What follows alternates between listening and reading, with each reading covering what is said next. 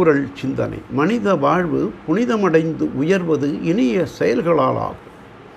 அந்த இனியவைகளுள் பிறர் இன்புற உதவி புரிவது முதன்மையாகும். தான் முயன்று ஈட்டிய பொருளை தகுதியுடைய ஒருவர்க்கு உவந்து தருதல் தானமாகும். எல்லா உயிர்க்கும் இறங்கி ஈவது ஈகையாகும்.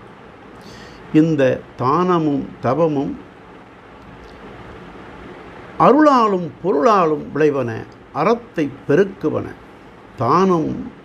தனம் இருந்தால் இயல்வது, தவம் மனத்தால் அமைவது.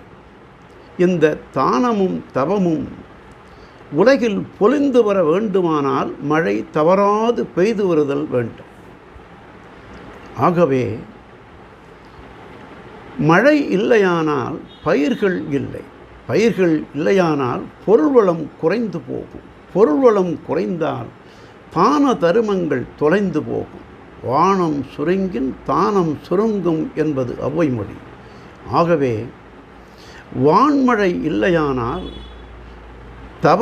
தானம் சிதையும், தவம் குலையும், தருமம் தொலைந்து போகும், மனித வாழ்வே மருகிப் போகும் என்று வான் சிறப்பு அதிகாரத்தில் தெய்வப்புலவர் தானம் தவம் இரண்டும் தங்கா வியனுலகம் வானம் வழங்காதெனின் என்றார். நாளையும் சிந்தி.